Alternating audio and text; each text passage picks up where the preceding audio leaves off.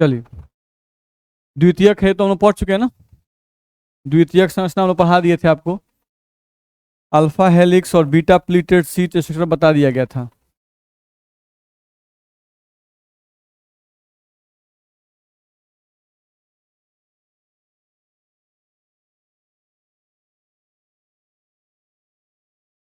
देखा जाए प्रोटीन की तृतीयक संरचना, ये हम लोग को देखना है। हम लोग आपको बताए थे पिछले क्लास में कि प्रोटीन जो आपका होता है उसके प्राथमिक संरचना में क्या होता है। तो एक अल्फा एमिनो एसिड दूसरे अल्फा एमिनो एसिड के साथ पेप्टाइड बॉन्ड के द्वारा जुड़ा रहता है। नहीं, सिर्फ पेप्टाइड बॉन्ड और कोई बॉन्ड नहीं रहता है। कब? जब प्राथमिक संरचना होती है तब। हम कहे थे कि कोई भी मॉलिक्यूल अपने आप को स्टेबल करना चाहता है। अब वो स्टेबल करने के लिए क्या करता है? तो और ज्यादा बॉन्ड बनाने की कोशिश करता है। नहीं तो क्या होता है कि एक पॉलीपेप्टाइड चेन में जो बहुत सारे अल्फा एमिनो एसिड होते हैं ये आपस में हाइड्रोजन बॉन्ड का फॉर्मेशन करने लगते हैं। हाइड्रोजन बॉन्ड को बनाने के लिए ये अपने संरचना में एक खास तरह का बदलाव करते हैं। ठीक है, उस बदलाव के कारण ही प्रोटीन का सेकेंडरी स्ट्रक्चर दो तरह का हुआ था, एक अल्फा हेलिक्स स्ट्रक्चर और एक बीटा प्लीटेड शीट स्ट्रक्चर। ठीक है, अब क्या है कि हाइड्रोजन बॉन्ड बन गया। नहीं, हम लोग कल बैठे कि एक आदमी को सीट दीजिए तो पहले वो थोड़ा सा बैठता है, नहीं फिर तनी आउट ठेल के आराम से बैठता है, फिर पलथी मार के बैठ जाता है, नहीं फिर धीरे धीरे और उपाय करने लगता है। तो कहने का सेंस यहाँ पर ये है कि ये लोग पहले पेप्टाइड बॉन्ड बनाए, फिर क्या बना लिए? हाइड्रोजन बॉन्ड बनाए। अभी भी इनका मन नहीं मान रहा है, इनको अभी और स्टेबल होना है।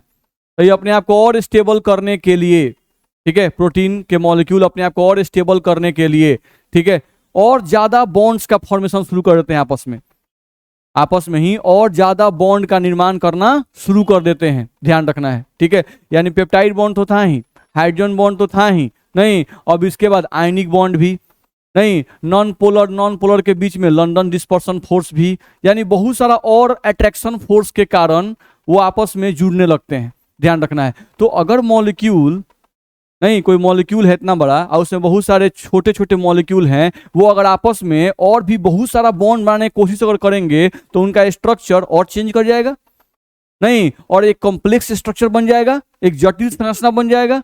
ध्यान रखना है, ठीक है। तो वो जो जटिल संरचना बनता है, यानी पेप्टाइड बॉन्ड हाइड्रोजन बॉन्ड बनाने के बाद यदि अल्फा एमिनो एसिड और अधिक बॉन्ड्स और अधिक दूसरे बॉन्ड आपस में बनाना शुरू कर दें तो फिर से एक नया संरचना प्रोटीन का दिखाई देता है। और वो जो नया संरचना होता है वो होता है प्रोटीन का तृतीयक संरचना, 3 डिग्री स्ट्रक्चर ऑफ प्रोटीन, जिसमें बहुत सारे बॉन्ड उपस्थित हो जाते हैं।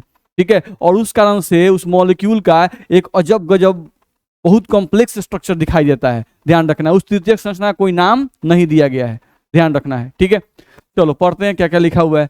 लिखा हुआ है कि प्रोटीन के द्वितीयक संरचना के और अधिक वलन के कारण जो संरचना बनती है उसे ही प्रोटीन की तृतीयक संरचना कहते हैं। ये क्या कर रहा है? प्रोटीन की द्वितीयक संरचना जो होती है ये आपस में और वलित हो जाते हैं और आपस में लिपट जाते हैं।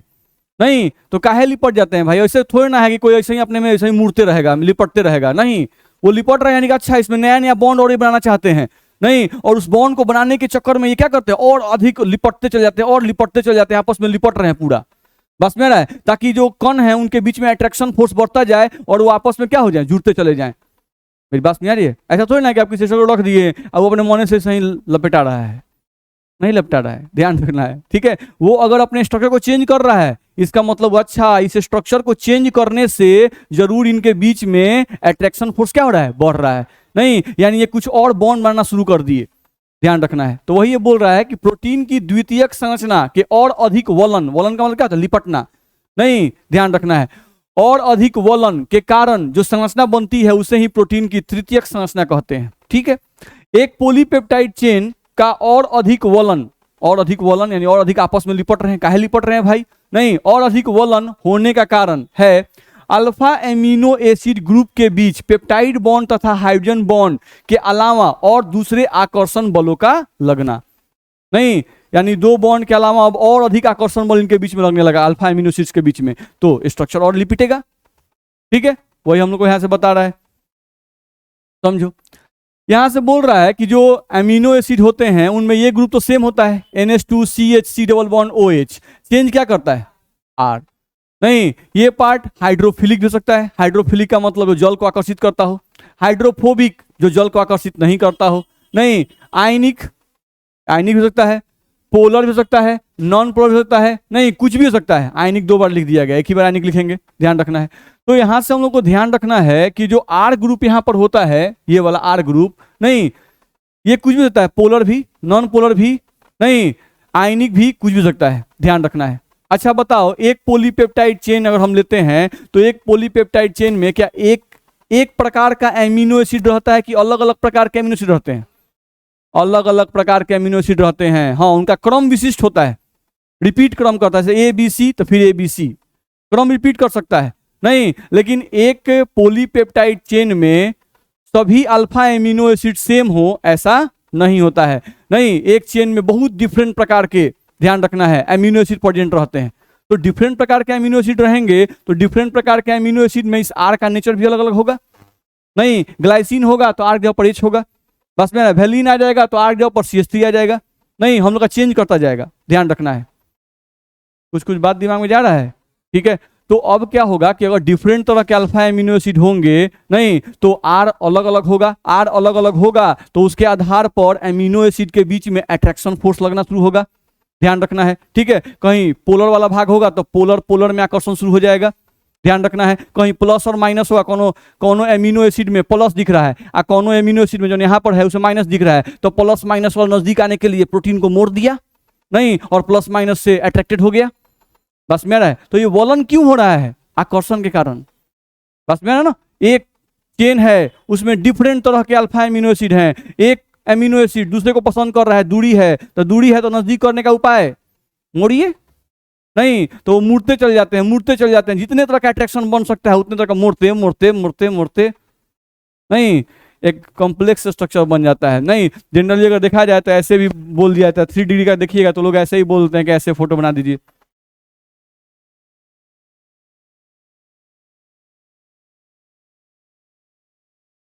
नहीं, कुछ इस तरह से सब अपने में मिल गया पूरा, बस में आ रहा है ना।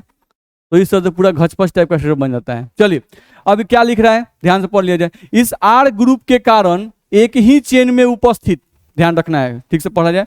इस R ग्रुप के कारण एक ही चेन में बहुत सारे अल्फा एमिनो एसिड हैं और उस सब में R ग्रुप क्या है? अलग अलग। ठीक है, एक ही चेन में उपस्थित अलग अलग अल्फा एमिनो एसिड के बीच और दूसरे आकर्षण बल लगते हैं। और कौन कौन सा आकर्षण लगते हैं भाई? आयनिक आकर्षण बल, डाइसल्फाइड बॉन्ड्स, नॉन पोलर तथा नॉन पोलर के बीच में जो फोर्स क्या कहते हैं उसे लंदन डिस्पर्सन फोर्स, जो हम लोग सॉल्यूशन में पढ़े थे। और कौन? Hydrogen bonding. नहीं, तो हाइड्रोजन बॉन्ड तो पहले भी आ चुका है, नहीं कुछ और नए हाइड्रोजन बॉन्डिंग भी बनना शुरू हो जाते हैं, ध्यान रखना है। तो इतने तरह के, पहले खाली पेप्टाइड बॉन्ड था और हाइड्रोजन बॉन्ड था, अब इतने सारे एक्स्ट्रा बॉन्ड बनने लगे, तो वलन होगा कि नहीं होगा? होगा। चलिए आगे बढ़िए, देखा जाए। लिखा हुआ है कि जब ये सभी बॉन्डिंग एक पॉलीपेप्टाइड चेन में बनती हैं तो एक कॉम्प्लेक्स स्ट्रक्चर का निर्माण होता है जिसे टर्शियरी स्ट्रक्चर कहते हैं। ठीक है, तो ये कॉम्प्लेक्स स्ट्रक्चर नहीं दिखाया गया है, ये दिखाया गया है बॉन्ड्स को। नहीं, जैसे एक पॉलीपेप्टाइड चेन दूसरा पॉलीपेप्टाइड चेन में, ध्यान से अगर आप देखिएगा तो आपको दिखाई देगा। आप लोग ध्यान से देखते हैं ना? चलिए देखा जाए, ये जो पॉलीपेप्टाइड चेन है इस भाग को ध्यान से देखिए, ये वाला भाग, ठीक है, ये कार्बन वाला भाग है, carbon carbon carbon carbon hydrogen खाली है ना इसमें? नहीं, तो ये हो गया नॉन पोलर पार्ट। ये कौन सा पार्ट हो गया? नॉन पोलर पार्ट है ये। ठीक है, और ये वाला पार्ट देखिए दूसरा पॉलीपेप्टाइड चेन में ये वाला जो पार्ट है ये भी क्या है? नॉन पोलर है। कार्बन हाइड्रोजन से बना हुआ भाग क्या कहलाता है? Non polar. तो नॉन पोलर और नॉन पोलर के बीच में जो फोर्स लगता है उस फोर्स को क्या कहते हैं? लंदन डिस्पर्सन फोर्स या भंडरवाल फोर्स। भंडरवाल फोर्स का ही टाइप है लंदन डिस्पर्सन फोर्स, नाम है, बस में रहा है। तो यहाँ पे नॉन पोलर और नॉन पोलर के बीच में क्या लग रहा है? लंदन डिस्पर्सन फोर्स, ध्यान रखना है। यहाँ देखो 2 गो सल्फर ग्रुप यहाँ नजदीक आ गए हैं, नहीं, 2 सल्फर ग्रुप। तो हम बताए थे ना कि जो R होता है एमिनो एसिड में, उस R के जगह पर ये डाइसल्फाइड बॉन्ड भी आ सकते हैं, SS भी आ सकते हैं। नहीं तो अगर ये SS आ गए तो देखो एक चेन से ये जुड़ा हुआ है, एक चेन से ये जुड़ा हुआ है सल्फर। अब क्या किया, ये दोनों सल्फर आपस में बॉन्ड बना लिया। समझ में आ रहा है? तो ये दोनों सल्फर आपस में बॉन्ड बना लिया तो कौन सा बॉन्ड बन गया, डाइसल्फाइड बॉन्ड।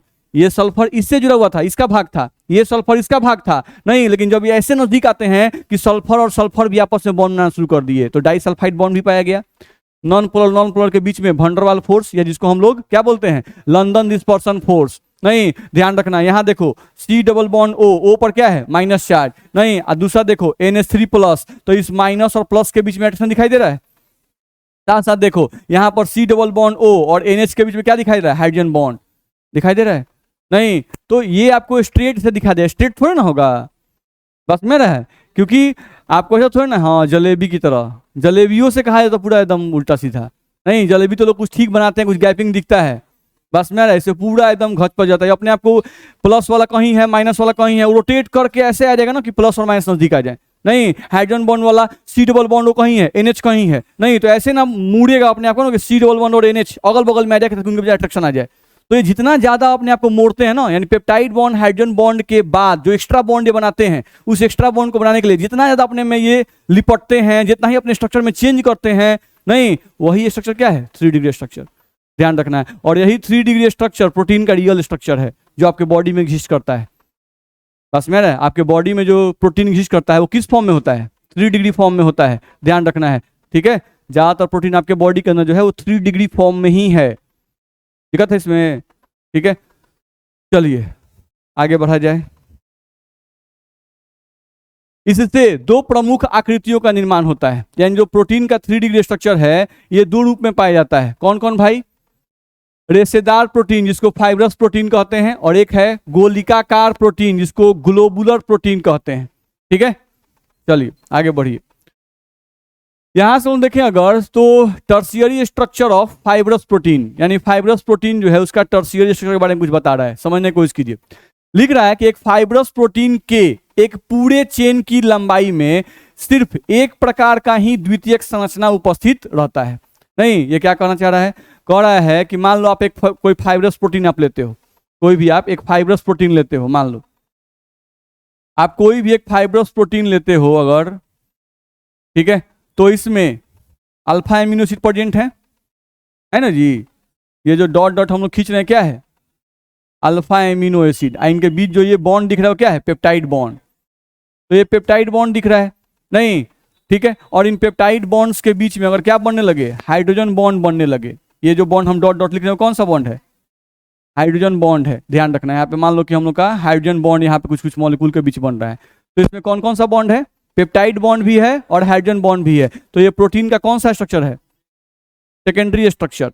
नहीं, जब 2 बॉन्ड रहे पेप्टाइड बॉन्ड और हाइड्रोजन बॉन्ड तो कौन स्ट्रक्चर है, सेकेंडरी स्ट्रक्चर। तो ये बोल रहा है जो फाइब्रस प्रोटीन होता है, नहीं फाइब्रस प्रोटीन जो होता है, ठीक है, उसमें एक पॉलीपेप्टाइड चेन को पकड़ो, ठीक है। हम क्या कर रहे हैं, फाइब्रस प्रोटीन में एक पॉलीपेप्टाइड चेन को पकड़ रहे हैं, ठीक है। और उस एक पॉलीपेप्टाइड चेन में हम देख रहे हैं कि अल्फा एमिनो एसिड के बीच में कौन कौन सा बॉन्ड बना हुआ है, दिखाई दे रहा है कि अच्छा इनके बीच में पेप्टाइड बॉन्ड प्रेजेंट है और हाइड्रोजन बॉन्ड प्रेजेंट है, ठीक है। और पूरे लेंथ के दौरान एक ही स्ट्रक्चर रिपीट कर रहा है। कौन सा स्ट्रक्चर, एक ही स्ट्रक्चर। तो 2 डिग्री स्ट्रक्चर में 2 गो था, एगो अल्फा हेलिक्स था, एगो बीटा प्लीटेड था। नहीं तो अगर एक हम फाइब्रस प्रोटीन लिए लंबा सा और उसमें चेक किए कि उसमें 2 डिग्री स्ट्रक्चर का कौन कौन सा रूप पाया जा रहा है, तो चेक किया गया कि फाइब्रस प्रोटीन जो होते हैं उनकी खासियत क्या है कि अगर वो हेलिक्स फॉर्म में अगर है तो पूरे लेंथ के दौरान हेलिक्स फॉर्म ही है, अगर बीटा प्लीटेड फॉर्म में है तो पूरे लेंथ के दौरान बीटा प्लीटेड फॉर्म ही है, मिक्सचर नहीं है। जबकि ऐसा प्रोटीन हो सकता है, हम पिछले क्लास में बताए थे, ऐसा प्रोटीन भी हो सकता है जिसके एक लंबाई में हेलिक्स भी हो, बीटा प्लीटेड भी हो और एक रैंडम कॉइल भी हो। बस में रहे, ऐसा भी प्रोटीन होता है। लेकिन फाइब्रस प्रोटीन की खासियत क्या हम बताएं कि फाइब्रस प्रोटीन एक ऐसा प्रोटीन है जिसमें अगर हम एक प्रोटीन को ले लेते हैं, यानी एक चेन को पकड़ते हैं, तो एक चेन में एक ही स्ट्रक्चर पूरे लेंथ में प्रेजेंट रहता है। नहीं, यानी एक ही 2 डिग्री स्ट्रक्चर पूरे लेंथ में प्रेजेंट रहता है। वो या तो अल्फा हेलिक्स हो सकता है, वो या तो बीटा प्लीटेड हो सकता है। मिक्सचर नहीं होता है फाइब्रस प्रोटीन में, कभी भी एक लेंथ में मिक्सचर ऑफ प्रोटीन प्रेजेंट नहीं रहते हैं। ठीक है, दिमाग में बात जा रहा है? चलिए पढ़ा जाए। एक फाइब्रस प्रोटीन के एक पूरे चेन की लंबाई में सिर्फ एक प्रकार की ही द्वितीयक संरचना उपस्थित रहती है। एक प्रकार का ही द्वितीयक संरचना उपस्थित रहता है, नहीं द्वितीयक संरचना 2 प्रकार का, दोनों में से कोई एक टाइप का ही प्रेजेंट रहेगा। दिक्कत है? चलिए, अर्थात एक पूरे चेन में या तो अल्फा हेलिक्स स्ट्रक्चर या बीटा प्लीटेड सीट स्ट्रक्चर उपस्थित रहता है। या तो अल्फा हेलिक्स ही पूरे लंबाई के दौरान या पूरे लंबाई के दौरान बीटा प्लीटेड। ऐसा नहीं कि आधा अल्फा हेलिक्स आधा बीटा प्लीटेड, ऐसा फाइब्रस प्रोटीन में नहीं होता है। चलिए आगे आ जाइए। यहां पर हम लोग कहा गया कि अल्फा क्रिएटिन ये एक प्रोटीन है। अल्फा क्रिएटिन क्या है? एक प्रोटीन है, ध्यान रखना है, जो मुख्यतः कहां पाया जाता है? हेयर में, ऊल में, आपके नेल में, नाखून जो होता है उसमें जो प्रोटीन पाया जाता है उसका नाम क्या है? Alpha keratin. केराटिन ना है, चलिए जो हो, तो उपस्थित रहता है। ठीक है, ध्यान समझिए। इस प्रोटीन के संरचना में बहुत सारे 2 डिग्री अल्फा हेलिक्स चेन, देख रहे हो कौन सा है? 2 डिग्री अल्फा हेलिक्स चेन, यानी एगो अल्फा हेलिक्स चेन हो गया, नहीं तो खाली अल्फा हेलिक्स ही पूरे चेन के दौरान, फिर इसी में एक और अल्फा हेलिक्स चेन हो गया, फिर इसी में एक और अल्फा हेलिक्स चेन हो गया, इसी में एक और अल्फा हेलिक्स चेन हो गया, इस तरह से। नहीं, यानी हेलिक्स चेन का ही, यानी बहुत सारे अल्फा हेलिक्स चेन जो आपस में मिलते हैं तब जाके एक अल्फा क्रिएटिन प्रोटीन का निर्माण होता है।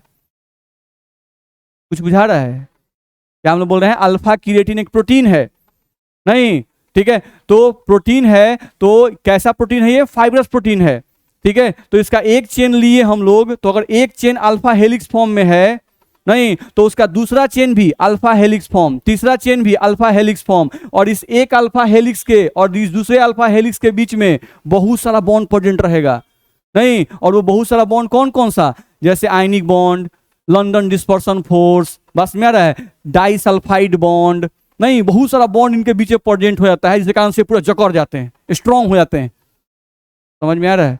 ठीक है, चलिए तो लिख रहा है इस प्रोटीन के संरचना में बहुत सारे 2 डिग्री अल्फा हेलिक्स चेन एक दूसरे के साथ लिपटे रहते हैं। ये प्रोटीन रस्सी की तरह दिखती हैं। ये प्रोटीन कैसे दिखती हैं? रस्सी की तरह, ध्यान रखना है। इस चेन का आपस में लिपटने का कारण इनके बीच में लगने वाले आकर्षण बल होते हैं, यानी इनके चेन के बीच में बहुत सारा आकर्षण बल लगना शुरू हो जाता है। नहीं, इसी कारण से ये आपस में पूरा रस्सी की तरह लपेटा जाते हैं, पूरा लिपटे रहते हैं, ध्यान रखना है। ठीक है, दिक्कत है इसमें?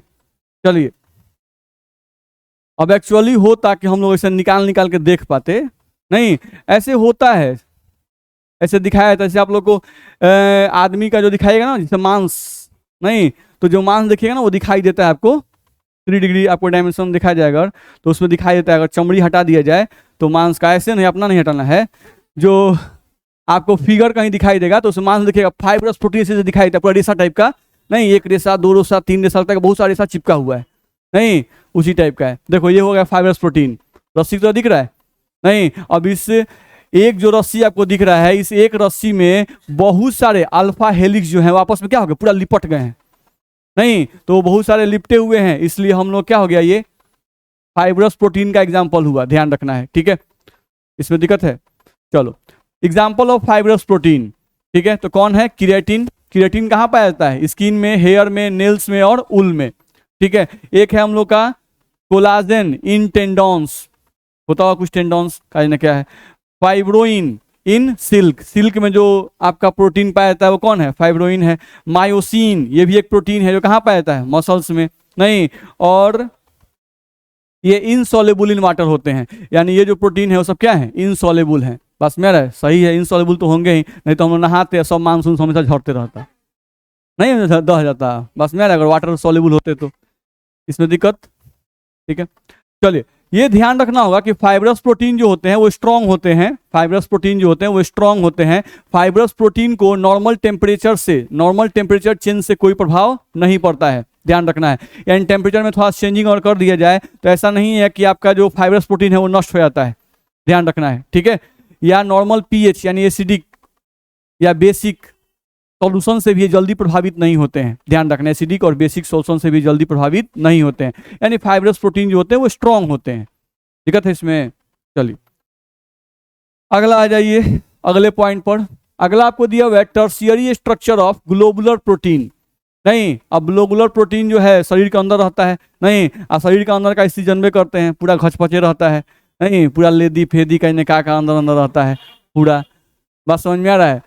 तो ये देखते हैं कोई भी बाइक जो है एक्चुअली में देखने में कितना सुंदर लगता है, बस में आ रहा है, लेकिन उसको एक्चुअली अंदर देखिएगा, उसका सब टंकी उतार दीजिए, नहीं उसका सीट उतार दीजिए, तो टंकी तो तेल रखने के लिए ना भाई, उसका एक्चुअल मशीनरी क्या है, तेल सब कवर खाली हटा दीजिए, बस में रहे। अब तब उसको देखिए पूरा घचपच नहीं दिखता है, काज ने कहा उसमें तार कसा हुआ है, कितना नट बल्ट पेच कसा हुआ है, नहीं बस में वैसे ही शरीर के अंदर का भाग है, समझ रहे हैं, पूरा उसमें काज ने कोची कोची कैसे सब साइंस लगाया गया है। Tertiary structure of globular protein देखा जाए, अब ग्लोबुलर प्रोटीन कहाँ आता है? बॉडी के अंदर। फाइब्रस प्रोटीन कहाँ था? बॉडी के बाहर। जो आपका बाहरी संरचना दिखाई देता है वो फाइब्रस प्रोटीन है। अब ये क्या आ गया? Globular protein. चलिए ग्लोबुलर प्रोटीन में के एक पूरे चेन की लंबाई में अलग अलग 2 डिग्री स्ट्रक्चर उपस्थित रहते हैं। लीजिए, नहीं उसमें क्या था?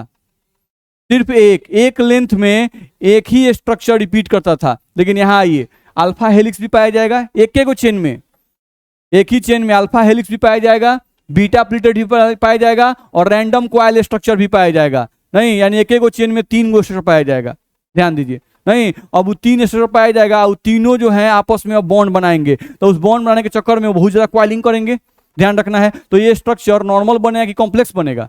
कॉम्प्लेक्स बनेगा, ये बहुत ही कॉम्प्लेक्स दिखाई देता है, ध्यान रखना है, ठीक है। चलो ये सभी 2 डिग्री स्ट्रक्चर आपस में लिपट कर या वलित होकर एक जटिल स्फेरिकल आकृति का निर्माण करते हैं। वही जो हम लोग बना रहे थे, यही सब लिपट कर, ये पूरा इसी में पूरा लिपट जाएगा, सब घचपच पूरा हो जाता है। नहीं देख रहे हैं कितना बेजोड़ स्ट्रक्चर है, ठीक है। इनके आपस में लिपटने के कारण बहुत सारे आकर्षण बल होते हैं जो इनके बीच लगते हैं, ध्यान रखना है। तो ये क्यों लिपट रहे हैं वो आप समझ रहे हो। चलो वही फिगर फिर से हम लोग को दिखाया गया है। ये structure tertiary structure of haemoglobin है। हेमोग्लोबिन का टर्शियरी दिखाई से कितने बॉन्ड इसमें प्रेजेंट है। नहीं तो हम नहीं बता रहे थे, डाइसल्फाइड बॉन्ड है, लंदन डिस्पर्सन फोर्स है, आपको आयनिक फोर्स ऑपरेशन है, हाइड्रोजन बॉन्ड है। नहीं तो ये सब फैला के दिखाया गया है। एक्चुअली ये बहुत लिपटे रहते हैं और उनके बीच में अट्रैक्शन फोर्स रहता है। नहीं हम लोग फिगर यहाँ बना रहे हैं ऐसे पूरा घुमा के, नहीं तो इसी में सब बॉन्ड है, ध्यान रखना। इसका कहीं से अट्रैक्शन होगा, इसका कहीं से अट्रैक्शन होगा, इसका कहीं से अट्रैक्शन होगा, इसका कहीं से अट्रैक्शन होगा, क्योंकि सब में ग्रुप प्रेजेंट है, सब में अल्फा एमिनो एसिड है, तो उनके बीच में अट्रैक्शन होता है, ध्यान रखना है। ये समझाने के लिए उसको स्ट्रेट दिखा दिया गया, एक्चुअली स्ट्रेट होता नहीं है, बस में ना, ये ध्यान रखिएगा।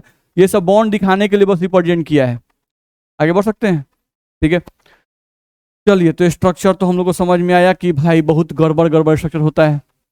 चलिए एग्जाम्पल्स ऑफ ग्लोबुलर प्रोटीन, ठीक है। तो ग्लोबुलर प्रोटीन्स के एग्जाम्पल कौन है? ऑल एंजाइम्स, बॉडी में जितने भी एंजाइम्स हैं जनरल जो खाना पचाने के काम में आते हैं, ध्यान रखना है। तो वो सब क्या है? ग्लोबुलर प्रोटीन है, जिनका स्ट्रक्चर बहुत कॉम्प्लेक्स होता है, क्योंकि एक ही चेन में देख रहे हैं बहुत सारा डिफरेंट चेन्स प्रेजेंट है, ध्यान रखना है। नहीं और वो सब जो है 2 डिग्री सब वलित होते हैं, आपस में सब लिपटे रहते हैं, ध्यान रखना है, और उनके पीछे बहुत सारा अट्रैक्शन फोर्स होता है।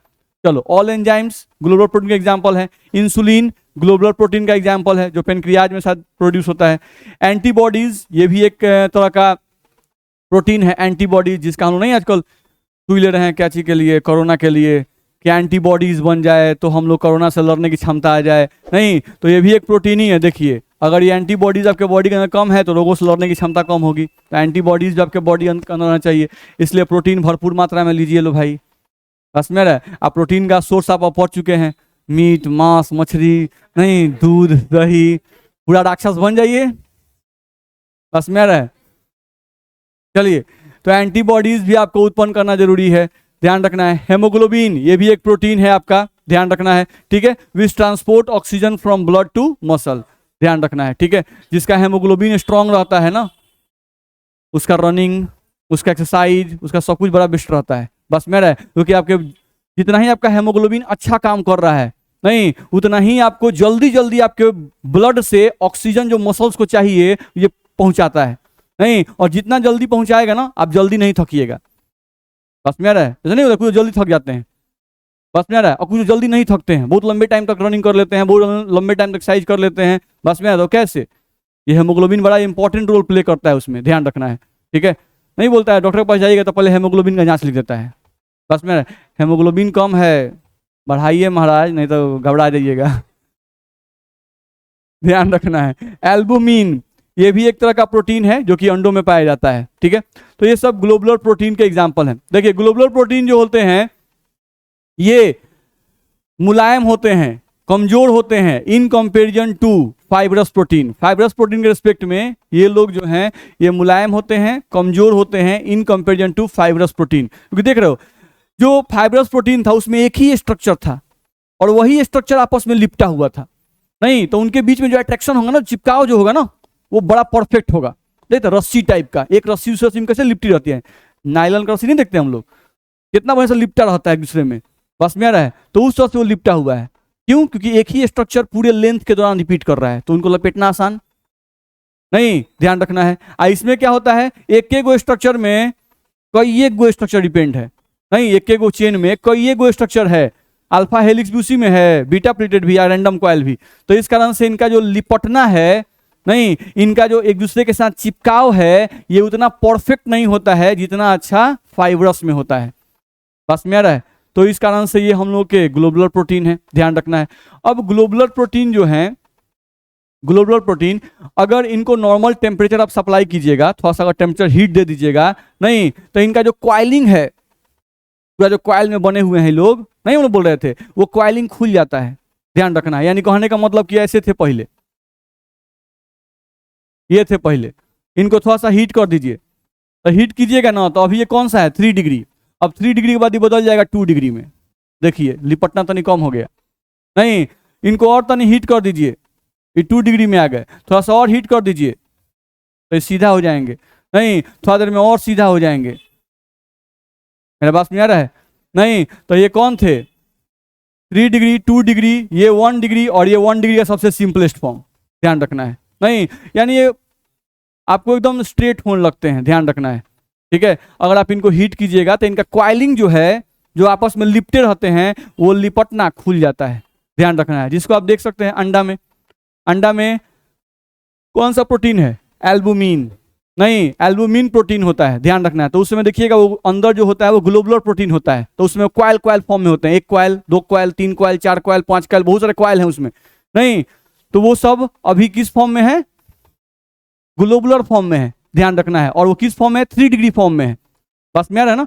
अब जब अंडे को हीट करते हैं यानी बॉयल करते हैं, जब अंडे को बॉयल करते हैं तो जो 3 डिग्री वाले सब हैं उनका क्वाइलिंग क्या होता है, खुल जाता है, और खुल के वो सब स्ट्रेट जाते हैं। जैसे ये स्ट्रेट होंगे ना, सब आपस में चिपकने लगेंगे, क्योंकि जब स्ट्रेट होंगे, जैसे सोचो ये सर्किल है, ये सर्किल है, यानी ये ग्लोबुलर प्रोटीन, ये ग्लोबुलर प्रोटीन, ये ग्लोबुलर प्रोटीन, तो ये आपस में अट्रैक्शन तो दिखाएंगे नहीं, दिखाएंगे, क्योंकि एक गोल को दूसरे गोल में चिपकाइएगा तो इतना ही ना भाग सकेगा भाई, नहीं इस गोल को खोल दीजिए, स्ट्रेट कर दीजिए, इस गोल को भी खोल दीजिए, स्ट्रेट कर दीजिए, ये एक और गोल है उसको भी खोल दीजिए, स्ट्रेट कर दिए, वंडरवाल फोर्स से सने बहुत आसानी चिपक जाएंगे। नहीं तो हीट करने पर अंडा जो होता है, जो कि लिक्विड फॉर्म में होता है, वो जम जाता है कि नहीं जम जाता है, जम जाता है। तो क्यों जम जाता है, क्योंकि उनके प्रोटीन का जो 3 डिग्री रूप है वो 1 डिग्री में कन्वर्ट कर जाता है, नहीं क्वाइलिंग खुल जाता है। जैसे ही क्वाइलिंग खुलेगा वो सब स्ट्रेट चेन हो जाएंगे, जैसे ही स्ट्रेट चेन होंगे, स्ट्रेट चेन आपस में बहुत अच्छे तरीके से चिपकते हैं, वो सब चिपकना शुरू कर देंगे, बुझा रहा है। तो यहाँ भी वही कहानी है, तो हम लोग को ध्यान रखना है। तो कोई भी पूछता है ग्लोबुलर प्रोटीन जो होते हैं उनके केस में टेम्परेचर प्रभावित करता है उनको, तो हाँ करता है, नहीं ज़्यादा टेम्परेचर दीजिएगा उनका क्वाइलिंग खुल जाएगा, नहीं और वो जम जाएंगे आपस में, नहीं तुरंत जम जाते हैं, ध्यान रखिएगा। चलिए तो ये सब आप समझ गए, अगले पॉइंट को समझने की कोशिश कीजिए। क्वाटरनरी स्ट्रक्चर ऑफ प्रोटीन, नहीं ठीक है, मेन आपका 3 डिग्री ही था, बात समझ रहे हैं, आपका मेन क्या था, 3 डिग्री स्ट्रक्चर ही प्रोटीन का आपके बॉडी के अंदर एग्जिस्ट करता है, ध्यान रखना है, ठीक है। अब क्वाटरनरी स्ट्रक्चर क्या है, अब देखो कहने का मतलब है कि हम लोग ऐसा नहीं बोलते हैं कि ऐसा भी होता है कि एक प्रोटीन जो होता है, एक प्रोटीन वो एक ही पॉलीपेप्टाइड चेन से बना हो, एक प्रोटीन एक ही पॉलीपेप्टाइड चेन से बना हो, ऐसा भी होता है। नहीं एक ही प्रोटीन पहले स्ट्रेट था तो 1 डिग्री, अल्फा हेलिक्स आ गया 2 डिग्री, अल्फा हेलिक्स वाला थोड़ा और अपने को रैंडम क्वाइल कर लिया 3 डिग्री, बस में आ रहा है। तो इस तरह होता है, ध्यान रखना है। ठीक, या हम लोगों का ऐसा भी होता है, तो एक प्रोटीन होता है कि एक ही चेन से प्रोटीन बन गया, और कुछ प्रोटीन ऐसे होते हैं जो एक से ज्यादा चेन के मिलने के बाद बनते हैं। बताए थे ना, कुछ ऐसे ही प्रोटीन होते हैं जो एक से ज्यादा पॉलीपेप्टाइड चेन के मिलने से बनते हैं। अब मान लो कि एक पॉलीपेप्टाइड चेन था, वो लिपटते लिपटते 3 डिग्री में बदल गया। ठीक है, फिर एक पॉलीपेप्टाइड चेन आपस में लिपटते लिपटते 3 डिग्री में बदल गया, तो 3 डिग्री का हो गया 2 गो। अब ये दोनों 3 डिग्री वाले प्रोटीन आपस में मिल गए और मिल के एक नए प्रोटीन का निर्माण कर दिए। नहीं, तो ये हो गया क्वाटरनरी स्ट्रक्चर ऑफ प्रोटीन। बस में आ रहा है, यानी एक बड़े से प्रोटीन, क्वाटरनरी स्ट्रक्चर जो होता है ये सभी प्रोटीन के लिए डिफाइन नहीं है। वैसे प्रोटीन जो एक पॉलीपेप्टाइड चेन से बनते हैं उनके लिए क्या क्वाटरनरी स्ट्रक्चर डिफाइन होगा? नहीं, क्वाटरनरी स्ट्रक्चर वैसे प्रोटीन के लिए डिफाइन है जो प्रोटीन एक से ज्यादा पॉलीपेप्टाइड चेन से बने होंगे। नहीं, यानी एक पॉलीपेप्टाइड चेन का 3 डिग्री, फिर एक पॉलीपेप्टाइड चेन का 3 डिग्री, फिर एक पॉलीपेप्टाइड चेन का 3 डिग्री, फिर एक पॉलीपेप्टाइड चेन का 3 डिग्री। कौन को हुआ? 4 को हुआ। 4 बार बोले नहीं, हाँ वही हम गिनती चेक कर रहे थे, तुम गिन रहे कि नहीं।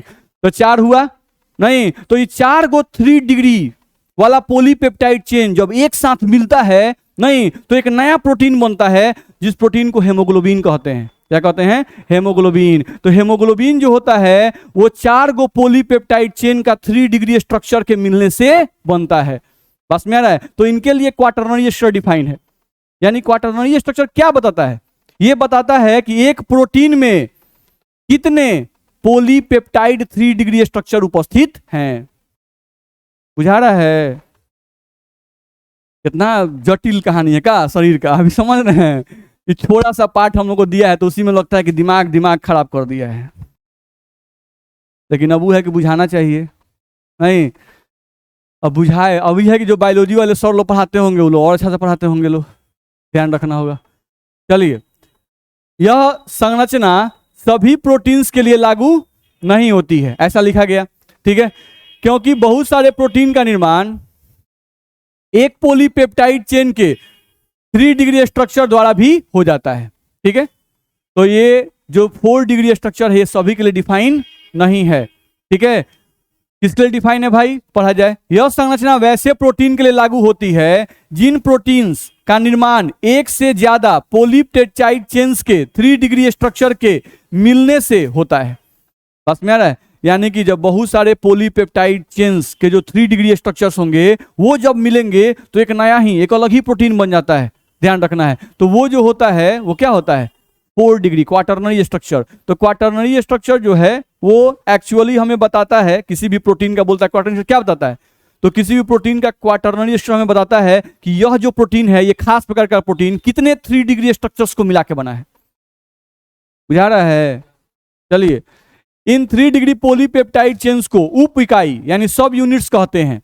ये उप इकाइयां समान या भिन्न हो सकती हैं। ये उप इकाइयां समान या भिन्न हो सकती हैं, यानी कि एक पॉलीपेप्टाइड चेन का 3 डिग्री स्ट्रक्चर और दूसरे पॉलीपेप्टाइड चेन का 3 डिग्री स्ट्रक्चर, ये दोनों सेम भी हो सकते हैं और दोनों अलग अलग भी हो सकते हैं। ठीक है, चलो, इन उप इकाइयों के बीच बहुत सारे आकर्षण बल लगते हैं जिसके कारण ये सभी एक साथ जुड़े रहते हैं। तो वो तो आकर्षण बल आप समझ ही रहे हो। नहीं, उससे ज्यादा आकर्षण बल अब नहीं आता है। वही आकर्षण बल एक चेन में लगे, एक से ज्यादा चेन में लगे, लेकिन वही आकर्षण बल लगता रहता है। आयनिक बॉन्ड, डाइसल्फाइड बॉन्ड, नहीं हाइड्रोजन बॉन्ड, पेप्टाइड बॉन्ड, नहीं ना जाने कौन कौन सा बॉन्ड। चलिए, क्वाटरनरी स्ट्रक्चर के द्वारा हमें एक प्रोटीन में उपस्थित सभी उप इकाइयों की जानकारी प्राप्त होती है। दिक्कत है? चलिए, इस स्ट्रक्चर के द्वारा हमें यह भी पता चलता है कि ये उप इकाइयां त्रिविम में एक दूसरे के सापेक्ष में कैसे व्यवस्थित हैं। नहीं, यानी एक दूसरे के सापेक्ष में एक 3 डिग्री दूसरे 3 डिग्री सापेक्ष में कैसे अरेंज है ये हमें बताता है। नहीं, ट्रायंगुलर फॉर्म में है कि टेट्राहेड्रल फॉर्म में है, नहीं किस फॉर्म में ये सभी प्रोटीन अरेंज हैं, इसकी जानकारी हमें किससे मिलती है? क्वाटरनरी स्ट्रक्चर से। ध्यान रखना है। ठीक है, चलो देखा जाए। हेमोग्लोबिन का एग्जाम्पल दिया। नहीं, तो हेमोग्लोबिन में लिखा कि ये 4 उप इकाइयों के मिलने से बनने वाला प्रोटीन है। हेमोग्लोबिन किससे मिलने वाला है? 4 उप इकाइयों से मिलने से बनने वाला प्रोटीन है। ये 4 उप ये बड़ी ज्यादा बोलना पड़ता है चैप्टर में, समझ रहे हैं? न्यूमेरिकल चैप्टर जो होता है थोड़ा सा पढ़ाइए, न्यूमेरिकल दे दीजिए, आराम कर लीजिए। बस में आ रहा है। इधर चैप्टर में न्यूमेरिकल है नहीं, बच्चा खाली देखे कैसे दांत निकाल के सब हंस रहा है। कुछ नहीं, सर परेशान है। जाओ, इतने हम परेशान हो गए ना। देखा जाए गधा सब, यहां देखा जाए तो ये 4 उप इकाइयां एक टेट्राहेड्रॉन के 4 वर्टिसेस पर उपस्थित रहती हैं। नहीं, जैसे मतलब कि एक टेट्राहेड्रॉन आप बना दो, एक टेट्राहेड्रॉन आप बना दिए इस तरह से, नहीं तो एक 3 डिग्री स्ट्रक्चर यहां प्रेजेंट है, नहीं एक 3 डिग्री स्ट्रक्चर यहां प्रेजेंट है वर्टेक्स पर, एक 3 डिग्री स्ट्रक्चर यहां प्रेजेंट है, और एक 3 डिग्री स्ट्रक्चर यहां प्रेजेंट है। नहीं तो इन चारों को जब दूर से देखा जाता है, नहीं या माइक्रोस्कोप से जब इनको देखा जाता है तो लगता है कि एक टेट्राहेड्रॉन का निर्माण कर रही है। नहीं, ऐसा लगता है कि ये टेट्राहेड्रॉन के चारों वर्टेक्स पर प्रेजेंट है। बस मेरा इस तरह से अरेंजमेंट इनका। तो क्वाटरनरी स्ट्रक्चर से हमें क्या पता चलता है? सिर्फ ये पता चलता है कि एक प्रोटीन में कितने दूसरे प्रोटीन प्रेजेंट हैं, ठीक है, ये मालूम चलता है। तथा वो दूसरे प्रोटीन स्पेस में एक दूसरे के सापेक्ष में कैसे सजे हुए हैं, इसकी जानकारी हमें किससे मिलती है? क्वाटरनरी स्ट्रक्चर से। बुझाया? तो ये प्रोटीन का स्ट्रक्चर था प्राइमरी, सेकेंडरी, टर्शियरी, क्वाटरनरी। तो प्राइमरी में क्या था? एक अल्फा एमिनो एसिड दूसरे अल्फा एमिनो एसिड जुड़ता है सिर्फ और सिर्फ पेप्टाइड बॉन्ड के द्वारा, उसमें जनरली स्ट्रेट चेन का फॉर्मेशन होता है। सेकेंडरी स्ट्रक्चर में क्या था कि पेप्टाइड बॉन्ड के अलावा हाइड्रोजन बॉन्ड भी बनता है, और कोई बॉन्ड नहीं, पेप्टाइड बॉन्ड के द्वारा पेप्टाइड बॉन्ड और हाइड्रोजन बॉन्ड बनता है। उसके कारण से 2 स्ट्रक्चर, अल्फा हेलिक्स और बीटा प्लीटेड शीट स्ट्रक्चर, ये बताया गया। नहीं, अब क्या होता है 3 डिग्री में? तो 2 डिग्री स्ट्रक्चर ही आपस में लिपटना शुरू कर देते हैं। नहीं तो आपस में लिपटते हैं, इसका मतलब हुआ कि अब 2 डिग्री में उपस्थित, 2 डिग्री स्ट्रक्चर में उपस्थित जो अल्फा एमिनो एसिड हैं उनके बीच में और ज्यादा आकर्षण बल लगना शुरू हो जाता है, जिसके कारण से 3 डिग्री संरचना का निर्माण होता है। ये और ज्यादा आकर्षण बल कौन कौन से? तो आयनिक बॉन्ड आकर्षण बल, लंदन डिस्पर्सन आकर्षण बल, नहीं डाइसल्फाइड बॉन्ड, नहीं या एक्स्ट्रा और हाइड्रोजन बॉन्ड बनना शुरू हो जाते हैं, ध्यान रखना है, जिसके कारण से 3 डिग्री स्ट्रक्चर का निर्माण होता है। आपके बॉडी के अंदर कौन सा प्रोटीन होता है? 3 डिग्री। ज्यादातर प्रोटीन 3 डिग्री फॉर्म में ही आपका पाया जाता है, ठीक है। अब 3 डिग्री के मिलने से, 3 डिग्री प्रोटीन्स के बहुत सारे जब 3 डिग्री प्रोटीन्स आपस में मिलते हैं तब जाके क्वाटरनरी स्ट्रक्चर का निर्माण होता है, ठीक है। इतना में दिक्कत? चलिए, तो आज के लिए इतना ही।